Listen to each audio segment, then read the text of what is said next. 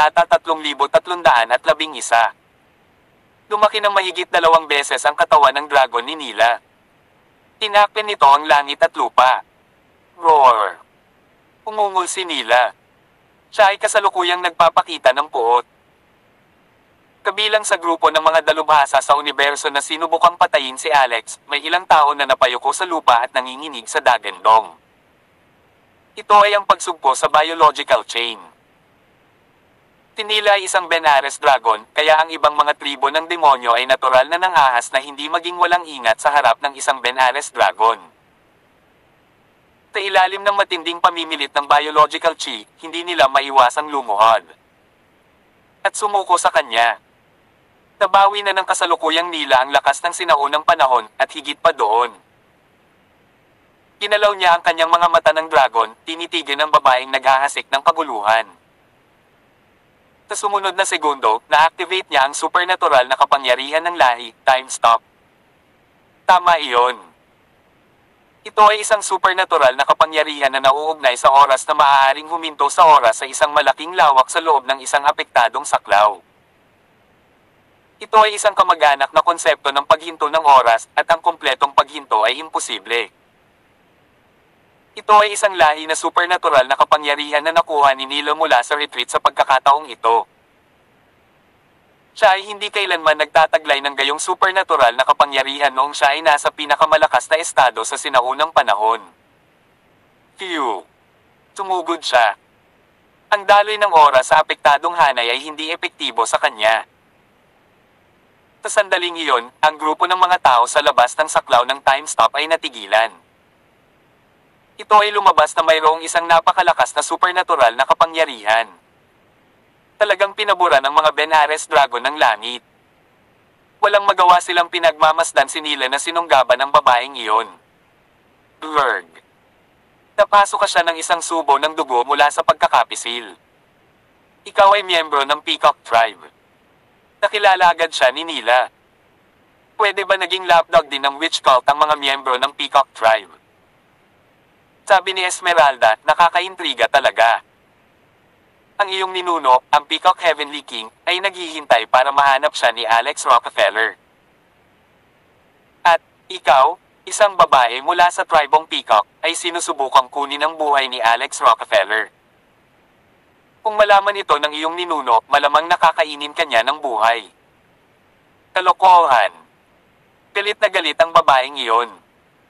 Talagang miyembro siya ng tribong Peacock. Higit pa rito, nagtanim siya ng sama ng loob kay Alex. Siya si Christine Orlando, ang nakababatang kapatid na babae ng Peacock Princess, Dolores Orlando. Dolores namatay sa kamay ni Alex, kaya gusto niyang ipaghiganti ang kanyang kapatid. Matagal nang namatay ang Peacock Heavenly King. Paano niya makikilala itong Rockefeller guy? Ikaw na hindi karapat-dapat na inapo na sampay ng iyong ninuno sa pagkamatay ng maaga, hindi ka ba natatakot na kainin ka ng Peacock Heavenly King? Pagkatapos nito, naglabas siya ng isang item. Isa itong balahibo na nagmumula sa Peacock Heavenly King. Noon, ang Peacock Heavenly King, na kontrolado ng isang Diablo, ay nakipaglaban kay Agatha at sa iba pa at nagpaputok ng maraming balahibo. Pagamat karamihan sa mga balahibo ay nakuha, si Esmeralda ay nakakolekta ng 100 balahibo. Maganda ang mga item nila. Tingnan mo. Ano ito? Natigilan si Christine nang tumingin dito. Ito pala ay isang peacock plume. Ito ay napakasinaunang panahon kung isasaalang-alang mula sa hitsura nito at sa bloodline na aura na nagmumula rito. Ito ay ang tunay na peacock plume. Bukod dito, ang antas nito ay napakataas at matayog. Saan mo nakuha yan?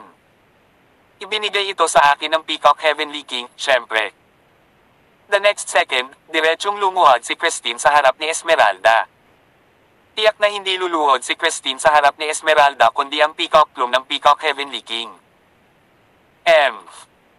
Malamig na sulyap ni Esmeralda kay Christine. Sa tingin mo ba ay magiging maayos kapag katapos mong lumuhod? Naghasik ka ng kaguluhan at sinubukan mong patayin ang aking lalaki. Hindi mo matutubos ang iyong sarili kahit na matapos ang 100 pagkamatay. Papatayin kita. Ang pag-ibig at pagkamuhi ni Esmeralda ay naiiba. Hindi siya papayag na manatili rito ang isang salot na tulad ni Christine. Gusto siyang patayin ni Esmeralda on the spot. Nagmamadaling sumigaw si Christine, sandali lang. Kilala ko ang taong makakawala sa witch curse. Ha? Umagsak ang kamay ni Esmeralda. Sa katunayan, ang witch curse ay bigat sa isipan ng lahat. Dahil si Alex at ang ilan pang mahahalagang tao ay nasa ilalim ng witch curse. Nang marinig ang boses, sumugod din si Martini. Anong sabi mo? May kakilala ka ba talaga sino ang makakaalis sa witch curse? Pero, nabalitaan ko na ang witch curse ay isang undispellable curse. Ang kanyang asawa, si Gilbert, at Metzli ay nasa ilalim ng witch curse. Tinusubukan niyang gumawa ng paraan, ngunit hindi niya ito nagawang iwaksi. Sabi ni Christine, ito ay dispellable, ngunit isang tao lang ang makakapagpawala nito sa mundong ito. Alam kong hindi ka naniniwala sa akin, ngunit malamang na malalaman mo ito kung sasabihin ko ang pangalan ng taong iyon. Sino ito? Lea Sullivan. Sandaling nagulat si Esmeralda. Siya ang pinuno ng League of Cultivators na maraming channel ng impormasyon at maraming alam na impormasyon. Talagang alam niya ang tungkol sa pangalan. Lea Sullivan. Ang babaeng iyon ay numero 1 sa spellcraft noong sinaunang panahon at ipinanganak na may moldita na pangangatawan. Ang kanyang mga sumpa ay makapangyarihan, ngunit siya rin ang numero 1 taga-alis ng mga sumpa. Gayunpaman, hindi ba matagal nang nawala si Lea Sullivan? May chismis na sinumpa niya ang sarili hanggang sa mamatay. Sabi ni Christine, hindi ko rin alam kung saan napunta ngayon si Lea Sullivan. Gayunpaman, si Lea ay may alagad na nagmana ng lahat ng kanyang mga pamana.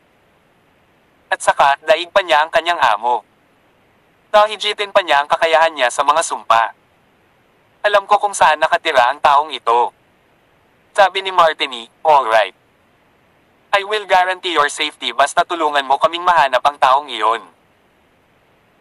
Kasabay nito, narating din ni Alex at ng Mystic Maiden ng Nine Heavens ang huling yugto sa kamalayan ni Tiffany. Ang kalooban ni Tiffany ay nakulong ng 3,000 lotes ni Alex. Si Alex at ang Mystic Maiden of the Nine Heavens ay katumbas ng pagpasok sa isang no man's land. Ang kapangyarihan ng kaluluwa ni Tiffany ay hindi nakayanan ang paghihirap ng dalawang tao at agad na nawala sa manipis na hangin. Mystic Maiden, bakit hindi ka muna manatili sa katawan ni Tiffany Wallace? We can win by surprise at the right time. Tinabi ni Alex sa Mystic Maiden of the Nine Heavens, sa tingin ko ang taong nakasuot ng itim ay mas delikado ang katabi niya. Pumayag naman ang Mystic Maiden. Ang mga tao sa loob ng Dogwang Force Field ay kasalukuyang nakulong at hindi na makalabas. Maaari siyang makipagtulungan sa mga tao sa loob kung magpapanggap siyang si Tiffany. Sa sumunod na segundo, bumalik si Alex sa kanyang pisikal na katawan. Nakita niya si Tiffany na kinukulong ang 3,000 lotes. Miss Wallace, kumusta ang lagay ng buhay dito? May hahalin tulad ba ito sa isang 5-star hotel? Tingnan mo. Napakalaking pagpapala ng maraming lotes na makakasama mo. Tawa ng tawa si Alex. Siya ay lubos na hindi handa sa katotohanan na ang 3,000 lotes ay nagawang bitag kay Tiffany. Gamit ang palakol, una niyang sinadya na tagtere ng kaluluwa ng B** na ito hanggang mamatay. Galit na galit si Tiffany. Hindi niya inaasahan na si Alex ang magpapahuli sa kanya dito. Matandang bruha, nagkukunwaring bata ka pa rin sa kabila ng pagtanda mo. Halika, sabihin mo sa akin. Ano ba talaga ang plano mo? Ano ang balak mong gawin? Sabihin mo sa akin ang bawat huling detalye. Pagkatapos, ituturing kita ayon sa iyong ugali. Humisi si Tiffany. Nakuha mo lang akong bitag ng kakaibang mahiwagang kayamanan nitong 3,000 lotes sa iyong katawan, ngunit wala kang magagawa sa akin sa iyong kakayahan. Hindi mo talaga ako masasaktan. Ganun ba? Subukan ko. Lumapit sa kanya si Alex at sinundot ng espada ang katawan niya. Ito ay hindi nakakapinsala, ngunit ito ay labis na nakakainsulto. Galit na galit si Tiffany. Saan ka nagsusondo? Nakangiting sabi ni Alex.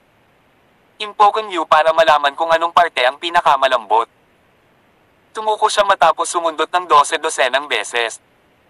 Ikaw talaga ay matandang bruha. It feels like poking old gluten wherever I prod.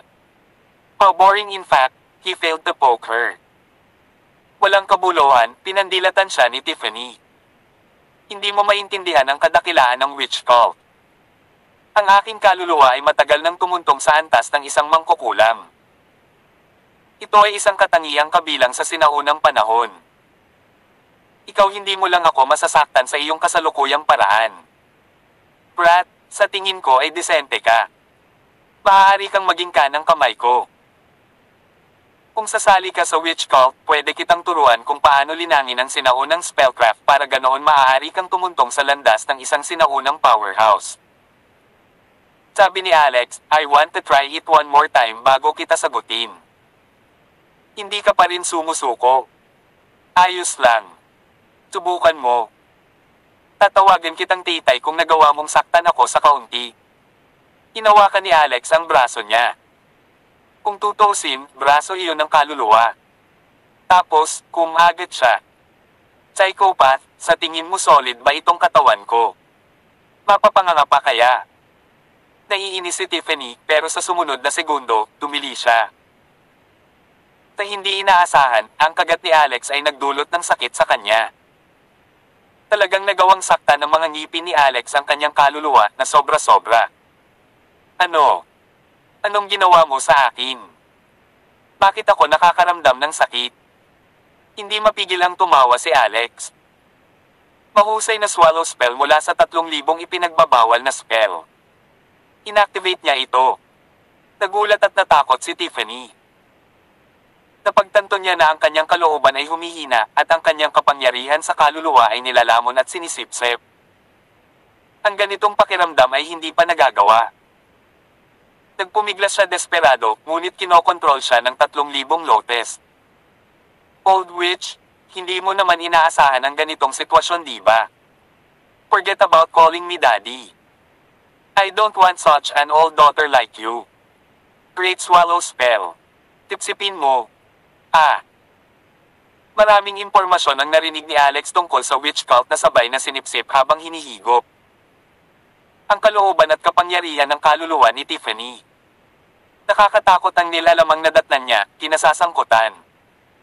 Maraming sikreto sa sinaunang Witch Kingdom. Agad namang nagulat si Alex. Tumigil siya. Totoo ba ang dakilang warlock na sinasabi mo? Ang batas ng sinaunang panahon ng dakilang warlock ay maaari pang lipulin ang Undying Clan. Ito ang impormasyon na nalaman niya matapos lamunin ang isang bahagi ng kapangyarihan ng kaluluwa ni Tiffany. Takot na takot si Tiffany. Ano ba yung pangkukulam mo? Baka malaman pa nito ang mga alaala ko. Sabi ni Alex, huwag kang magtaka. Makukuha ko man ang lahat ng alaala mo, pero nagbago na ang isip ko ngayon. I can consider not killing you if you tell me how to break the current predicament. You wishful thinking. Sususo kaya? This time, diretsong nilamon ni Alex ang dibdib niya. Nang magsimula na ang paglamon, napahiyaw si Tiffany. Masyadong nakakahiya. Maaaring hilahin ng mga hairs ang mga patay na leon sa balbas. Siya ang dakilang marangal na mangkukulam ng witch cult, isang bigwig na nabuhay ng hindi mabilang na mga taon, ngunit siya ay sinipsip ng ganoon ng isang binata na 12-dosenang taong gulang. Mabilis siyang nawala ng kapangyarihan sa kaluluwa. Sa bilis na ito, ang kanyang kaluluwa ay mawawala sa loob ng 10 minuto. Teka, sandali. Sasabihin ko sa'yo. Dapat matagal mo nang ginawa iyon. Magkakaroon ka ng magandang kinabukasan kung masunurin kang makikipagtulungan. Kung tumanggi kang makipagtulungan, kakainin kita. Malalaman ko rin ang tungkol dito. Nakompromiso si Tiffany. Kung tutusin, ayaw niyang mamatay. Sabi niya, alam mo ba kung ano ang taong iyon? Hindi siya mula sa diffracted na universe kundi mula sa Chi universe. Kung gusto mong ibalik ang takbo, may isang paraan lang ngayon. Ano? Bitawan mo ako. Haharapin ko siya. Tingin mo tanga ako. Hindi kayang bitawan ni Alex si Tiffany. Kalokohan talaga kung pakawalan siya. Sabihin lang sa akin ng direkta ang paraan upang masira ang suliraning ito. Tiyak na imposible kung gusto mo bumalik sa iyong pisikal na katawan ngayon. Kung ikaw ay masunurin at ang iyong pisikal na katawan ay buo pa rin pagkatapos, iisipin kong ibalik ang iyong pisikal na katawan. Tiffany glared at Alex. Galit na galit siya. Gayunpaman, ang taong ito ay determinado na panatilihin siya dito. You're right. Kung ganoon, sasabihin ko sa iyo ang paraan. Sa katunayan, ang taong iyon at ako ay hindi naputol sa iisang tela. Siya ay isang tao mula sa Chi Universe. Hindi ko pa rin naiisip ang eksaktong layunin niya hanggang ngayon. Marahil ay sasalubungin ko ang aking pagkamatay kapag nabuhay na muli ang dakilang warlock. Ayaw makinig ni Alex sa kanyang kalokohan, kaya diretsong sinabi niya, get straight to the point. Tinabi ni Tiffany, ang mahinang punto ay nasa ulo ng ahas sa madugong harang. Ang kaliwang mata ng ahas ay ang pangunahing punto ng Bloody Witch Barrier. Ito ang pinakamalakas na depensa sa buong puwersa ng field, ngunit ito rin ay isang nakamamatay na mahinang lugar. Kung kaya mong pasabugin ang snake eye bago kanya tatakpan lahat ng witch mark, masisira agad ang force field na ito. Bukod dito, makakaranas siya ng matinding backlash. You better not deceive me. Kung hindi, sipsipin ko ang dibdib mo sa susunod. Mahigpit na babala ni Alex. Buong konsensya pa siyang tumitig ng masama sa dibdib ni Tiffany ng ilang segundo, first rate ang facial appearance at katawan ni Fonny, looking eye-catching. Gayunpaman, kapag sinipsip niya ito. Sa katunayan, hindi siya nagtago ng anumang partikular na mahusay na damdamin. Ang hitsura ng katawan ng kaluluwa ay walang kinalaman sa pandamdam na sensasyon. Whoosh! Bumalik ang kamalayan ni Alex. Inalis niya ang bahaging iyon ng dagwang linya. Nang gawin niya ang hakbang na iyon, hindi mabilang na tao ang nagkakagulo. Ngayon lang nasaksihan ng lahat ang paghaharap ni na Alex at Tiffany. Iniram ni Tiffany ang witch curse at gustong kontrolin si Alex para pagsilbihan siya. Sa sandaling iyon, nag-aalala sila na si Alex ay naging pupi ni Tiffany at pagsilbihan siya. Lahat ay nakatingin sa kanya ng masama. Tanging sina Dorothy at Esmeralda lang ang hindi natakot, binabantayan siya sa gilid. Hobby. Rock Keller. Tinatawag ni Esmeralda ang pangalan ni Alex noon, ngunit nang marinig niyang tinawag siya ni Dorothy na Hobby, pakiramdam niya ay para siyang mistress na sumire sa pamilya ng iba. Kaya naman, tinawag na lang niya ito ng Rockefeller. Anyway, napakaraming babae ni Alex. Hinding-hindi niya ito bibitawan. I'm fine. Sabi ni Alex, sinadya ni Tiffany Wallace na kontrolin ako at gawing puppet niya gamit ang witch curse, ngunit hindi niya inaasahan na mayroon akong pinakamataas na kayamanan na maaaring bitag sa kanya sa palasyo ng isip.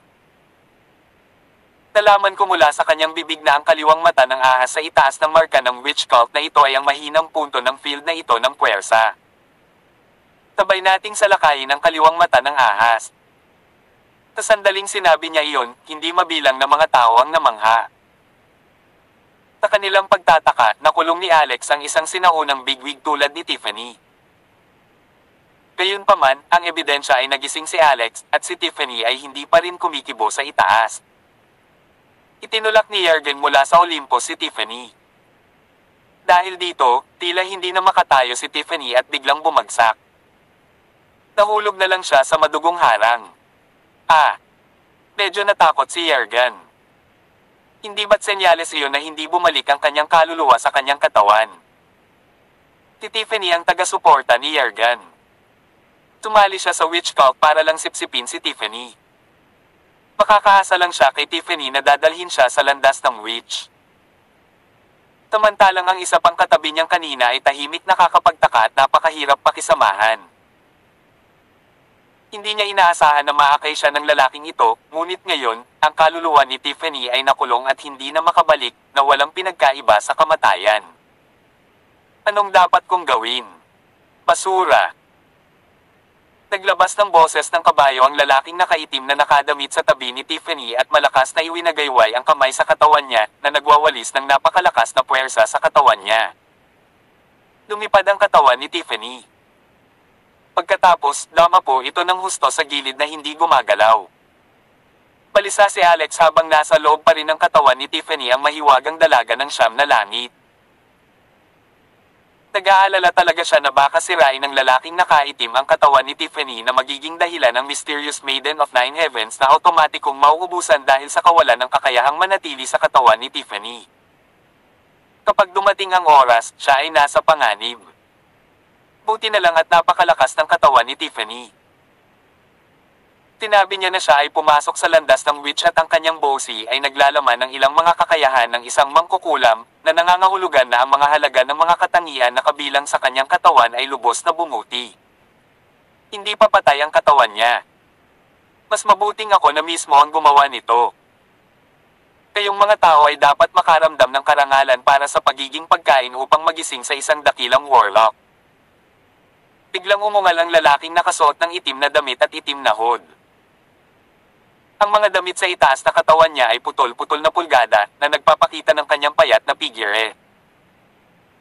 Gayunpaman, mayroong hindi mabilang na mga dogwang ron sa ibabaw ng kanyang katawan. Depo. Kakaibang pantigang binigkas ng lalaki na tila isang misteryosong inkantasyon. Unti-unting lumabas ang nakakatakot na enerhiya mula sa nakapalibot na hangin na bumabalot sa kanyang katawan.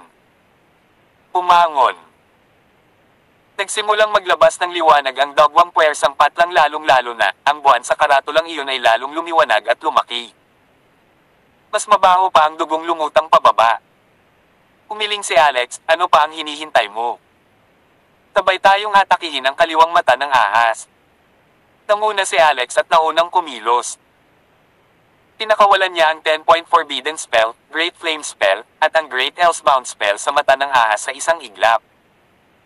Sumunod din sina Dorothy at Esmeralda. Pagkatapos nito, kumilos na rin ang mga taga-Amerika at ang mga miyembro ng Flying Eagles. Nang makita ni Nora, Bonty, at ng iba pa na walang balak na gumalaw ang ilang bakod sa mga tao sa universo, agad silang napagalitan ng malakas, patay na ba kayo? Bakit hindi kayo umaatake? Ituturing kayong mga kasabwat ng kultong mangkukulam at papatayin ng walang awa kung hindi kayo gumanap ng maayos sa loob ng 3 segundo. Gusto ng mga taong iyon na ay reserba ang kanilang lakas noong una, ngunit maaari lamang silang mag-strike pagkatapos na masabihan ng ganoon. Gayunpaman, ang kaliwang mata ng malaking ahas ay talagang nagtataglay ng mataas na depensa. Hindi ito nagpakita ng anumang senyales ng pinsala. Samantala, ang lalaking nakasuot ng itim ay nagsimulang magsikap. Ang madugong buwan na iyon na palaki ng paliwanag ay nagbuga ng nakakasilaw na liwanag na tinatakpan ang buong plataporma ng isang siksik at madugong layer ng aura. Kasabay nito, ang hindi mabilang na mga anino ay biglang lumipad pababa mula sa madugong buwan. Dala nila ang sipol ng hangin sa napakabilis na bilis. Ano ang mga ito? Sila ay isang bagay na kakilakilabot. Patayin. Patayin sila. Hindi mabilang na pag-atake ang damapo sa mga anino na iyon. Gayunpaman, karamihan sa mga pag-atake ay hindi epektibo. Sa kabilang banda, ang mga anino na iyon ay parang mga buhay na nilalang na maaaring makilala ang kanilang mga target automatiko. Lumipad sila pababa at sumugod sa katawan ng mga tao. Ito ang mga witch demons. Maaari silang magtanim ng witch's seed, o brand, sa katawan ng tao. Sa sandaling mag-mature ang witch's seed, ang parasito ay magbabago sa laman at dugo na kailangan ng dakilang warlock. Sa sandaling iyon, may nagpadala ng telepathic message kay Alex. Si Tiffany pala. Ang witch demons ay hindi natatakot sa mga normal na pag-atake. Tanging mga light attributed na pag-atake at pag-atake na may batas ng Budismo ay maaaring maging epektibo laban sa kanila. Walang pakialam si Alex sa dahilan kung bakit nasabi ni Tiffany ang mga bagay na iyon. Agad siyang lumipat at ginamit ang Great Mighty Divine Palm. Pinatunayan ng resulta na hindi nagsisinungaling si Tiffany. Guys, gamitin ang mga diskarte ng Buddhism o light attributed attacks. Ang dalawang uri ng pag-atake na ito ay epektibo laban sa kanila. Inanunsyo ni Alex ang sagot. Gayunpaman, ang lahat ay tulala. Hindi banggitin na ang sistema ng liwanag ay nawala sa loob ng maraming taon, ang Budismo ay nawala din. Ilang tao ang natutunan ng mga pamamaraan ng Budismo. Sa sandaling iyon, may sumigaw, naalala ko ito. Natutunan ko na ang Ten Wheels Earth Incantation ni Saitegarba dati. Magagamit ko yan. Inampis ni Alex ang ulo niya. Kasama niya ang teleportation portal ng Kala Temple. Hindi mabilang ng mga magsasaka na natutunan ang Ten Wheels Earth Incantation ni Saitegarba at ang monghe, si Pindola, ay nasa loob, ngunit hindi niya alam kung mabubuksan niya ito dito. Tinubukan niya ito at nalaman niyang matagumpay ito. Agad siyang tuwang-tuwa. Siya ay agad tumakbo sa loob. Nang magkatinginan ng mga tao na nagtataka at naghinala na nakataka si Alex, sumugod siya sa labas kasama ang makapal na pulutong ng mga tao. Ang Ten Wheels Earth Incantation ni Saitegarba. Till of Noble Light. Ano ang sensasyon ng sabay-sabay na ginamit ng 1,000,000 tao ang Ten Wheels Earth Incantation ng Saitegarba? Ito ay maaaring ilarawan sa isang salita kagimbal-gimbal. Sa entablado ng Mount Olympus, isang maliwanag na banal na liwanag ang sumikat, kasama ang milyon-milyong seals of noble light na sumasabog. Ang buong lugar ay umangat, itinaboy ang lahat ng lakas at ilang espiritu ng witch demon. Habang ang mga banal na sinag ng liwanag ay nagsasama-sama sa espasyong ito, ang mga espiritu ay nagpakawala ng nakakatakot na sigaw, pagkatapos ay nawala sa manipis na hangin. Nagulat si Yergan. Ang lalaking nakaitim, na nagmula sa Chi Universe, ay natakot din. Hindi pa sila nakakita ng ganoong kalaking kaguluhan. Kahit na ang Siddhartha Realm ay walang ganoong kalakas na kapangyarihan sa panahon ng pinakamahusay na panahon nito, pabayaan ang iba pang mga panahon.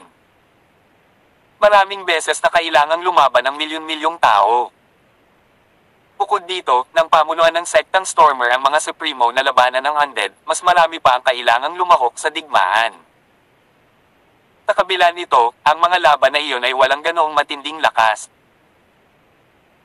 Pinago ni Alex ang Ten Wheels Earth Incantation ng Saitegarba, nagdagdag ng isang espesyal na katangian dito ngayon ay nakapagtipon ng milyon-milyong kapangyarihan ng pag-iisip ng mga tao sa isa. Bukod dito, ang dami ng kapangyarihan ay hindi lamang natipon. Ito ay naging mas malakas sa loob mismo, na nagtulak sa incantation sa isang mas mataas na antas. Boom! Tarat-tarat. Isang pagsabog. Inatake ng incantation ang simbolo ng kulto ng witch at blood moon sa stream. Pagkatapos nito, isa pang milyong sinag ang nagsanib na bumubuo ng isang bundle ng lubad. Pagkatapos ng malakas na ingay, kumupas ang madilim na pulang kulay sa buwan. Ito kahit na tila medyo pagod out. Paano ito posible? Tumingin sa ibaba ang lalaking nakaitim, nakanganga ang bibig. Hindi siya makapaniwala na may ganito karaming matataas na Budista sa lugar na ito, ni hindi niya alam kung paano nagsanib ang enerhiya. Imposibleng mangyari ito ng ilang lawak. Karaniwan, ang pagkakaroon ng napakaraming tao ng sabay-sabay ay magpapakalat lamang ng kanilang mga lakas, na humantong sa kawalan ng kakayahang magsanib. Ngunit ang sitwasyong ito ay hindi sumunod sa mga patakarang iyon. Atakehin ang snake's left eye. Alex ay umungal, nagpadala ng fire dragon para salakayin ang snake's eye mula sa itaas. Maya-maya lang, sumigaw ulit siya. Ang Ten Wheels Earth Incantation ng Saitegarba, Mahayana Raja Seal. Ang lahat ay nakinig sa utos ni Alex at bumuo ng isang selyo ng sama-sama, tinipon ng lahat ng kanilang lakas. Tulad ng ipinadala nila ang selyo, ang arko ay may sinag ng gintong liwanag sa likuran nila. Ito ay ang multo ng isang gintong Buddha. Kasunod nito, ang kanilang mga espiritu ay naging 10,000 metrong estatwa ng Buddha na parang maabot nito ang kalangitan. Let's go! Sumuko ang lalaking nakaitim sa dati niyang plano at agad na tumalon sa himpapawid, lumipad sa mas malayong distansya. Mabilis. Nasa speed limit na ang lalaki ngunit nagawa niyang umalis sa Mount Olympus, nagmamadaling pumunta sa madilim at malamig na espasyo. Kahit na noon, nagpatuloy siya sa pagtakbo ng buong bilis.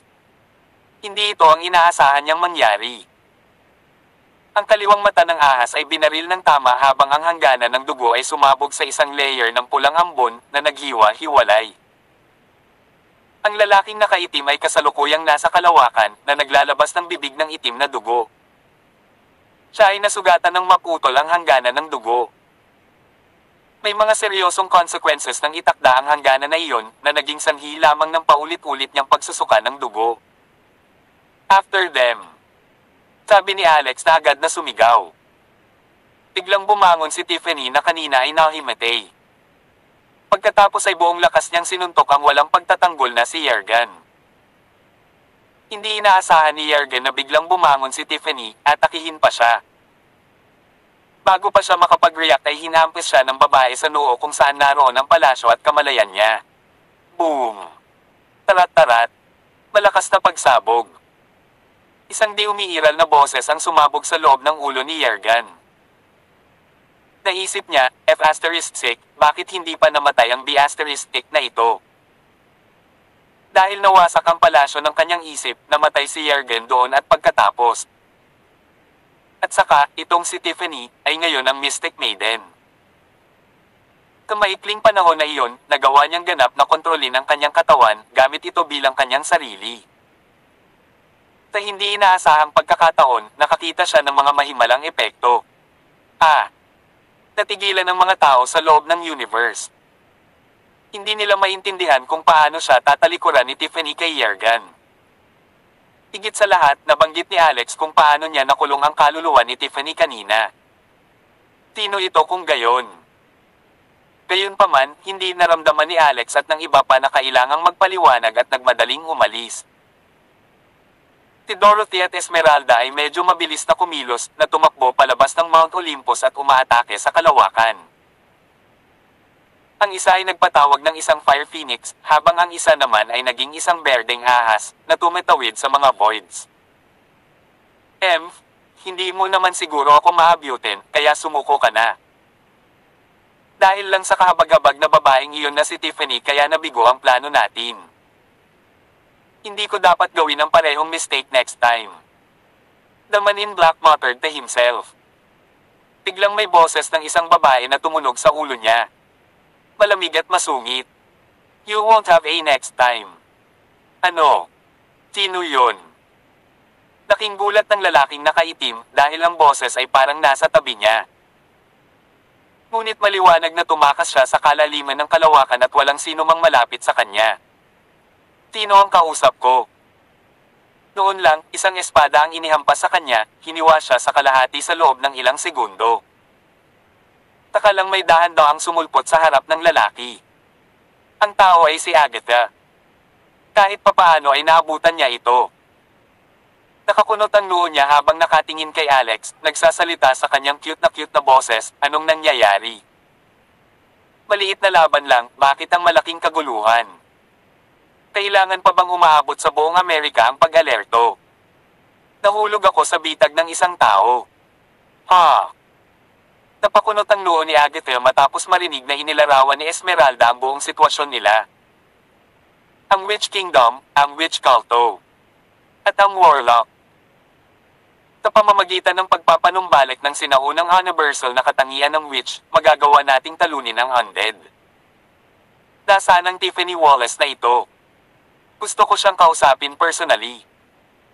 Tanong ni Esmeralda, Guro, maniniwala ka ba talaga sa mga kasinungalingan na yan? Sabi ni Agatha, maaaring marami kayong mabulok na alam tungkol sa Witch Kingdom, pero parang ako. Ang aking ina ay bahagi nila. Napabuntong hininga ang lahat dahil medyo sinaunang panahon ang Witch Kingdom at milyon-milyong taon na ang nakalipas mula nang mawala ito. Matapang na tanong ni Alex, Miss Agatha, ilang taon ka na? Sumagot si Agatha, medyo mabilis lumipas ang oras. Milyon-milyong taon na ang lumipas. At saka, ilang taon na akong naninirahan sa iba't ibang time realms. Paano ko kaya naaalala ang aking actual na edad? Pagkatapos ng ilang sandali, bumalik siya sa paksa. Sa tingin ko medyo kapani-paniwala ang mga sinabi ni Tiffany. Tinuro ni Alex ang sariling palasyo ng isip. Pagkatapos nito, si Agatha Astral ay nag-project sa isang sinag ng liwanag na pumapasok sa kanyang ulo. Nakita niya si Tiffany doon, diretsong nagtatanong. Nasaan ang warlock na binanggit mo? Kung makukumbansin mo ako, matutulungan kitang buhayin siya. Taglit na tumitig si Tiffany sa mga mata ni Agatha, sumagot. Ang Undead Territory, sa Pantheon libingan ng Pantheon Dusk. Naroon din ang kamalayan ni Alex, napabulala sa tuwa. Nakapunta na ako dyan. Dahil doon nakalibing ang mistikong dalaga. You've been there. Tiffany gasped. Paano ka pa nakapasok? Napaka-misteryoso ng Pantheon Tomb, wala man lang fixed location, at nasa Undead Territory. Pero nakapasok ka pa rin. Alex said, I went by accident. Uye, Miss Sarie ay nakapunta din doon. Ham, sa sinabi mo, parang hindi mo alam kung saan ang puntod. Taka paano mo malalaman na nandoon ang warlock? Tagot ni Tiffany, sinabi niya sa akin. Ano? Bahagyang tumalon sina Alex at Agatha. Ang warlock mismo ang nagsabi sa'yo niyan. Buhay pa kaya siya? Sino siya kung ganoon? Dahil ang ina ni Agatha ay isang mamamayan ng Witch Kingdom, pamilyar siya sa ilang mga bagay sa loob ng lugar. Sa kabila nito, sa totoo lang ay wala siyang ideya kung sino ang warlock. Tagot naman ni Tiffany. That's because I received his legacy. Nakuha ko ang bawat bagay at mga information tungkol sa witch cult. Nagsalita si Alex. I think you should give up on that legacy. Kung ano man ang witch curse na iyon, literal na mayroon itong pinsala at pumapatay ng mga tao. At ito ay ipinanganak mula sa purong kasamaan. Oo nga pala, pwede ba akong magtanong ng isang bagay? Anong klaseng tao ka bago natanggap ang legacy? Tumango si Tiffany. Ang layunin ng kulto ng witch ay palaging iligtas ang bawat nabubuhay na nilalang at tulungan ang Witch Kingdom na bumangon muli sa kanyang kaluwalhatian. Magagawa rin nating itaboy ang undead mula sa universo na ito. Ang uhaw sa dugo at masasamang pamamaraan ng kulto ng witch ay isa lamang sa ating mga kapintasan. Ang lahat ng ito ay dahil sa kasalukuyang kapangyarihan ng batas sa loob ng universo. Hindi na ito kasing sagana noong sinaunang panahon. Noon ang kaharian ay nasa pinakamagandang panahon, ang witch trait ay nasa lahat ng dako, at ngayon ay 0.0001% na lang ang natitira. Kaya kung nais ng isa na magpatuloy sa kanilang paglalakbay bilang isang mangkukulam, kailangan nilang gumamit ng ibang paraan. Ang proseso ay karaniwang pareho hanggat hindi sila nalalayo sa kanilang landas. Umiling si Alex, natural na hindi siya sumasang-ayon sa kanyang mga pananaw, ngunit kailangan nilang bumalik sa pangunahing paksa. Ang ibig sabihin ni Tiffany ay makakausap niya ang warlock sa pamamagitan ng kanyang divine consciousness saglit noong tinatanggap niya ang legacy. Tinabi niya sa kanya na ang kanyang kasalukuyang katawan ay nasa loob ng Pantheon Tomb at nais nitong mahanap at buhayin siya. Kumunat ang noo ni Agatha. I think something is wrong with this warlock too. Kung bubuhayin natin siya muli, the results might not be optimistic. Pagkatapos ng maikling paghinto, nagpatuloy siya. Ngunit ang Pantheon Tomb ay maaaring magagamit na paraan. Sabi ni Alex, I'll go ask the Mystic Maiden. Ang dalawa ay nagpatuloy na umalis sa kanyang isip na palasyo. Nang bumalik na ang kamalayan ni Alex sa kanyang katawan, agad niyang hinanap ang mistikong dalaga. Tinundan din siya ni Agatha. Nang marinig ang lahat ng ito, nataranta ang Mystic Maiden. Ang warlock ba ay nasa Pantheon Tomb? Sabi ni Agatha, nabanggit ni Alex na inilabas kanya sa Pantheon Tomb noon. I'd like to ask, paano ka napunta sa loob ng nicho? Anong nangyari doon? Napahiling ang Mystic Maiden sa kanyang takot. Ako, hindi ko na maalala ito at malabo sa akin ang lahat. Tinubukan ni Alex na tulungan siyang maalala. Sa totoo ay nakita ko ang libingan mo sa pinakasulok ng Pantheon Tomb. Ibang-iba ang puntod mo sa iba.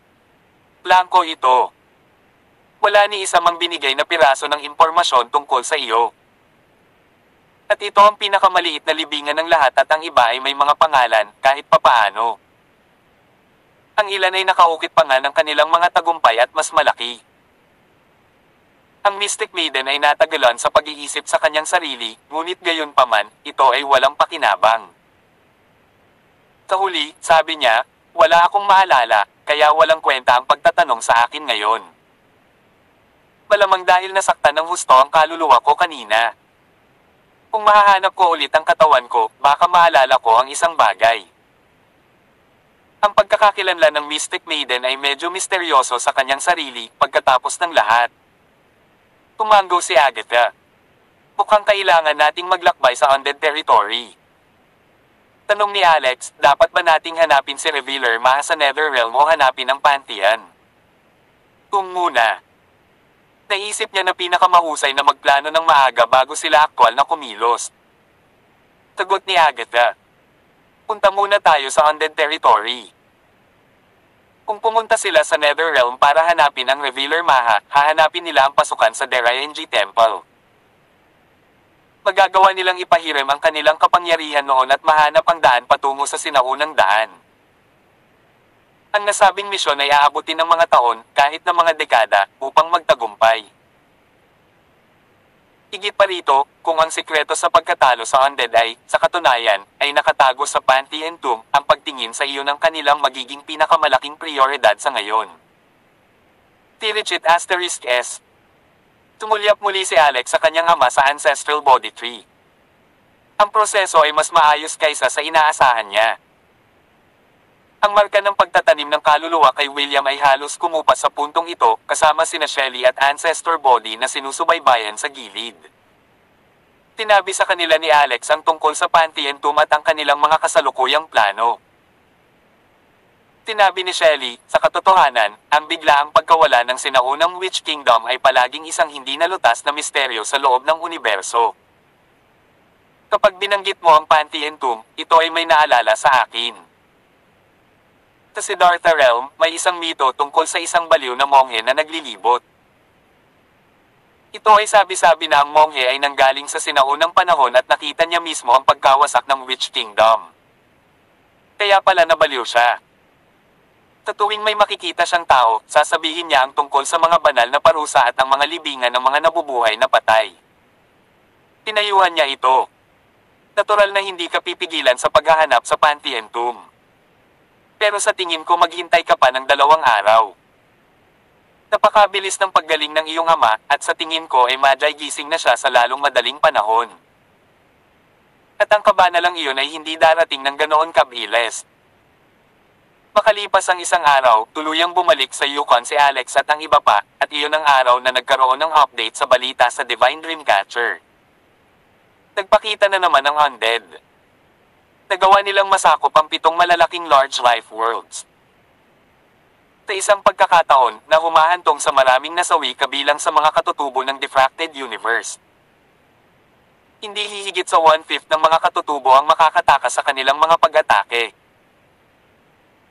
Ang pagsalakay ay mas mabilis na umuunlad habang pinalibutan nila ang mga lungsod at nagsara hanggang sa walang natira, mabilis na sinasakop ang mga lupain ng Diffracted Universe. Lumalakas sila. Bukod dito, nagbigay sila ng mas malinaw na mga video sa device sa pagkakataong ito. Nakapagtataka na ang mga video sa loob ng memory crystal ay maaaring ma-upload sa Divine Dreamcatcher. Bagamat walang nakakaalam kung sino ang naglagay nito, sa kasalukuyan ay malinaw nilang nakikita kung paano sinalakay ng Undead ang mundo ng mga tao. Sa hitsura nito, lahat ng nakabasa ng balitang ito ay nakaramdam ng sama ng loob at galit. Ang buong universo ay muling nalunod sa walang katapusang takot. Ngunit ito ang araw na sa wakas ay nagising si William mula sa kanyang pagkawala ng malay. Matagumpay niyang nilamon ang kaluluwa ni Maguire, natanggal ang marka ng pagtatanim ng kaluluwa sa kanya. With this, nakalakad na siya sa labas ng Ancestral Body Tree ng mag-isa. Natural lang na siya, bilang isang buhay na tao, ay hindi maaaring umiral sa loob ng palasyo ng isip ni Alex. Kaya naman ibinalik lang siya ng puno sa realidad. Todd. Napabuntong hininga ang lalaki sa sandaling lumapag sa lupa. Nang lumunin niya ang kaluluwa ni Maguire, nakatanggap siya ng ilang impormasyon tungkol sa kanilang sitwasyon. Galit na galit siya sa mga Rockefeller na nawasak, ngunit mas madaling magpatuloy, lalo na pagkatapos niyang lunukan ang kanyang kaluluwa ng kaaway. William. Napabuntong hininga si Brittany at nanginginig. Nakuha na niya ang mensahe kanina at naghihintay sa isang silid. Inangat ni William ang kanyang ulo. Nagtama ang mga mata niya sa asawa. Putting up a warm smile, tinawag din siya nito. Brittany. Agad na napaluha si Brittany, umiyak ng hindi sinasadya. Naglapitan ng dalawa at magkayakap ng mahigpit. Napahikbi siya. Matagal mo na itong tinatago sa akin. Biglang nakaramdam ng awkward si William. Siya, sa katunayan, ay nagtago ng maraming impormasyon mula sa kanya noong sila ay pisikal na magkasama noon, higit sa lahat para protektahan siya at ang kanilang anak. Ang paglilinang ay isang napakamapanganib na landas dahil ito ay laban sa mga Diyos. Muntik na siyang maging puppet ng iba sa kabila ng pagiging maingat niya. Mahirap siguro para sa iyo, aking sinta. Pakiramdam ni William ay nananaginip siya habang hinahaplos ang mukha ni Brittany. Parang 20 anyos pa lang siya. Pagkatapos noon, binigyan niya ito ng isang mapagmahal at mapusok na halik sa labi. Pagkaraan ng 10 minuto o higit pa, itinulak siya ni Brittany bago sila masyadong nadala.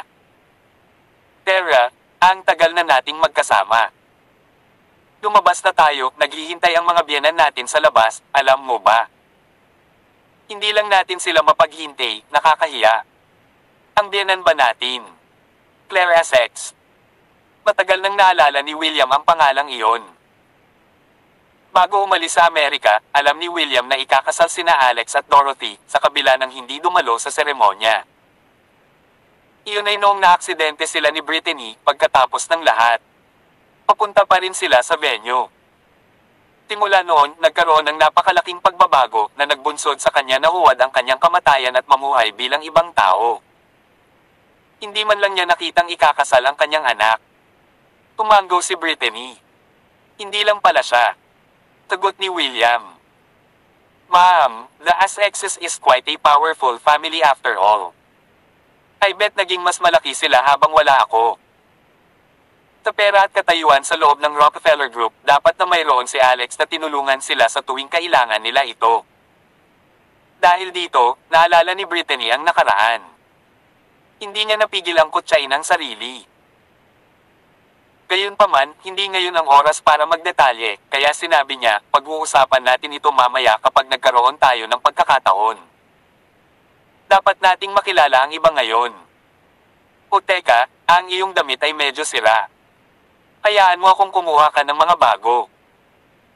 Pagkatapos ay naglabas siya ng isang special na singsing sa harap mismo ni William, hinalungkat ito. Ang weird naman.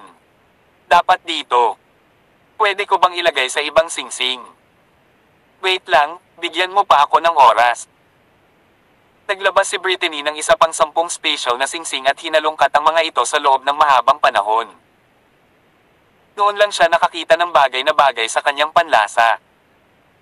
Noong huli tayong lumipat, inimpake ko lahat ng damit mo at inilagay sa isang special na singsing. Pagkatapos ay dumami lang ang mga bagay na humahantong sa mas maraming singsing. Nakalimutan ko kung alin ang sa puntong ito. Tinitigan ni William ang asawa, malapad mata na parang ito ang unang beses na nakilala niya ito. Paano? Ilang special rings meron ka? Matagal nang naging cultivator si William, ngunit mayroon lamang siyang 2 special ring, ang isa sa mga ito ay ilang square cubes lamang. Ngunit ang kanyang asawa, na sa tingin niya ay walang alam tungkol sa paglilinang, ay nakagamit ng mga special na singsing na naglalabas ng 10 sa mga ito. Asawa ko ba ito? O kaya matagal na akong wala kaya hindi ko na maabyutin ang bagong panahon na ito? Taglit na nag-isip si Brittany. Special rings. Hindi ko na sila muling binilang. Marahil ay mayroon na akong libo-libo ngayon. Ano? Ang dami niyan. Lalong nabigla si William ngayon. Nagsimula na kayang magbenta ng special ring ang pamilya natin. Bakit pa siya magkakaroon ng ganito karami? Ang buong pamilya ng Rockefeller ay halos 10 sa kanila. Sagot ni Brittany. You'll have to ask your son. Siya ang nagbigay ng lahat ng ito sa akin. Bibigyan niya ako ng anumang mapagkukunan na hindi pa niya kailangan, at aayusin ko ito. Masakit ang paghawak sa mga singsing na ito. Alam mo naman kung gaano kalaki ang mga singsing na ito, di ba? Minsan kasing laki ito ng football field. Paano ko kaya ang lahat ng iyan sa sarili ko? Buti na lang malaki ang pamilya namin. Kung hindi, I'd die from exhaustion. Ang laki ng football field. Naiwang nakanganga ang bibig ni William. Natural lang sa kanya na makaramdam ng sobrang pagkabigla dahil wala siyang ideya kung ano na ang mundo pagkatapos ng mga nakaraang taon o ang matinding pagbabago sa loob ng kanyang pamilya. Matapos siyang tulungang magpalit ng kanyang damit, sinabi ni Brittany, sige, hintayin mo ang mga tanong. Dapat kang magbihis ng maganda at makilala muna ang lahat. Gustong-gusto ng mga maliliit na makita ang kanilang lolo. Ay oo nga pala, dahil first time mo silang makilala, dapat bigyan mo sila ng regalo. Ang pera ay halos walang silbi sa ngayon, ngunit ito ay isang lumang tradisyon, kaya't kunin lamang ito bilang kaunting pagpapala. Pagkatapos ay iniabot niya sa kanya ang 6 na malalaking pulang sobra. Bawat isa sa kanila ay may 8,888 dolyar sa mga ito. Bakit 6 sila? We have. Well, mayroon kaming 6 na apo sa aming pamilya, kaya naman. Alam mo, mas marami pa kaming mapupuntahan sa bagong taon. 6. May 6 na anak ngayon sina Alex at Dorothy. No, si Dorothy ay nagsilang ng quadruplets. Ang 2 pang anak ay ipinanganak ng iba pa niyang asawa. Natigilan si William. Ibang mga manugang. Alex. Ang brat na iyon ay hiniwalayan si Dorothy at nagpakasal sa ibang babae. Forget what they doing, keep on doing.